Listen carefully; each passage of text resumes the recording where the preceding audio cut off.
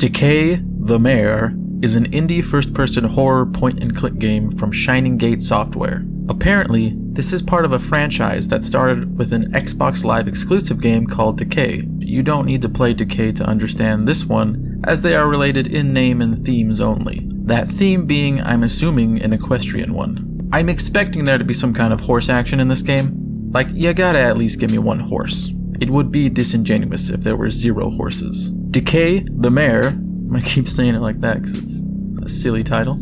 Decay the Mare is a moody and atmospheric game that doesn't quite know what story it wants to tell, but it is eager to tell it, and to show you grimy, dilapidated, dreamlike settings in the vein of Silent Hill. We follow Sam, a drug addict, checked into a rehabilitation clinic called Reaching Dreams. Already I'm intrigued by this concept. This is really original and chock full of potential for trippy, nightmarish visuals, as Sam quickly falls into a gap between his nightmares and reality, and struggles to escape while being pursued by a zombie-like creature and all manner of other spooky business. At this point, I am becoming concerned about the alarming lack of horses. Look, I feel like you're trying to fuck me on this horse thing. The story is split into 3 episodes, and these were released one at a time until they were available in this single package. I got the impression that these episodes were written as they were released because they each incorporate varying levels of plot importance and different gameplay mechanics. I see a lot of reviews praising the storytelling in this game,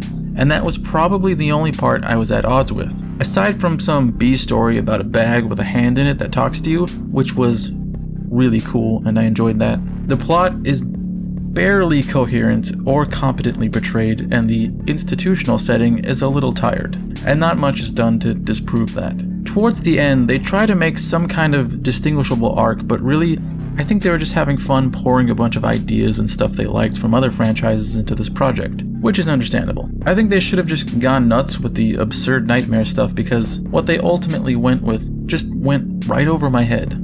I was sort of baffled by the ending because it assumed I had some sort of emotional investment in this character, and I got the impression that the ending was supposed to have some weight to it, but it felt empty. And there are 2 endings. One is the good one, and one's the bad one, but neither feel rewarding or satisfying. So they're both the bad one to me. That was a joke. I didn't like it either. It's a bite-sized game, but it makes up for the lack of story with its great use of tension and atmosphere. Unfortunately, it does not make up for the lack of horses. Looking at screenshots for this game, I was fully expecting to have buyer's remorse, and find out that this is one of those empty, cash grab games aimed at YouTubers, filled with minimal plot and cheap jump scares. And while it does indeed have both of those things, it's also a fairly earnest point-and-click game. Puzzle difficulty is somewhat low and mostly logic-based. There are a few exceptions where progress is made by seemingly random exploration, notably a sequence where you need to collect a series of colored balls in order to unlock this ball-based puzzle box. There are no clues as far as I know as to how you're expected to find them. They just kind of show up if you wander by the correct location. Or you could bypass problems like this with the hint button that directs you where you should be searching. I don't know how I feel about hint systems. Ideally you shouldn't need it, but inherently there will be many people unfamiliar with the genre that might feel frustrated or impatient. I have a grievance with how you get around in this game. At first glance, it should be easy. When your cursor turns into a magnifying glass, you can go in that direction. And if you want to turn around, there are always arrows on the edge of the screen. This doesn't help with the confusing architecture of the setting and the strange choices in perspective. It's easy to get turned around because sometimes you enter rooms backwards. Like, what? I'm going forward. Why wouldn't I face forward? I can't. Why would. Why? Who did this? I don't like this. This isn't good. Littered throughout each episode are coins you can collect. If you collect all the coins in an episode, you unlock extra content that hardly seems worth the trouble. I thought maybe you'd unlock a horse or something. But no, you get some like wire frame pictures of like stuff you already saw. The second and third episodes both introduce a new mechanic into the mix. Episode 2 gives you a Polaroid camera that allows you to see hidden messages, and also see in the dark during one sequence. Episode 3 gives you a pocket watch that, when used in certain places, reverses time to clear a path for you. I loved both of these ideas, but I also think they were both sorely underutilized. These are fun and clever concepts and could have potentially created a lot of opportunities for scares. As is, there isn't any meaning or justification for the scares. That was startling. For a second there I almost felt something.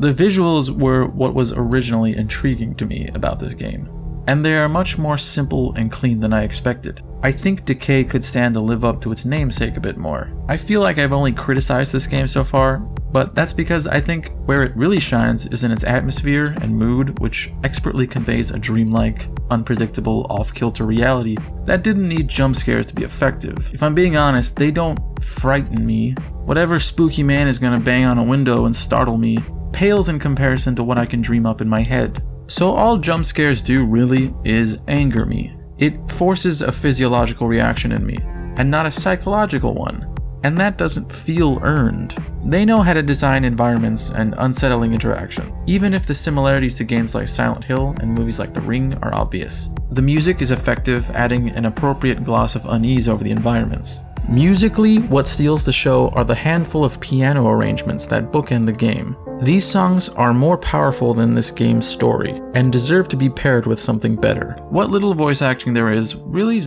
doesn't need to be there. Jenny was tired of the city life. She decided to fulfill her dream. Nobody has a voice, but this characterless British narrator does. But this is supposed to be like an American guy.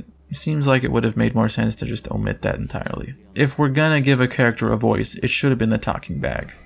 I could have sworn I heard that horse. Is it a horse? No? Decay the Mare, I don't like saying that name, is close to being something special, but there's a rough, unrefined quality to its story and gameplay. It feels like it was made by someone excited about the genre and excited to bring these ideas to life, but it has no focus and comes off disjointed. The story doesn't need to be complex, but it should feel present and interesting and less like an obligation. The gameplay presents some good concepts, but fails to make much use of them.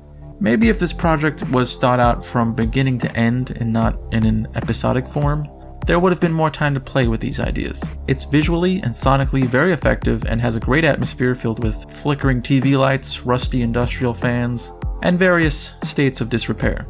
If these visuals were paired with a more intriguing or perhaps more emotional story, I would have loved it. And you've got the setup for something really emotional. A drug addict literally facing his demons in a nightmare he can't escape? Maybe the progress you make in the game is like you ascending the layers of your subconscious in order to make it back to reality. That would be cool. Decay opts to let you wander around a spooky place and get spooked and then it's over. I'd like to see what this developer does next though, because there's a lot of potential here. I feel like I would get a lot of flack for not mentioning that a mare is not only a horse, but exists in some folklore as an evil spirit that brings about bad dreams. Or more realistically, it was a Bronze Age diagnosis for sleep paralysis. I mean, I still think there should have been a horse in the game, because horses are terrifying. Anyway, yeah, I know a lot of stuff about history and past shit. I was writing an essay.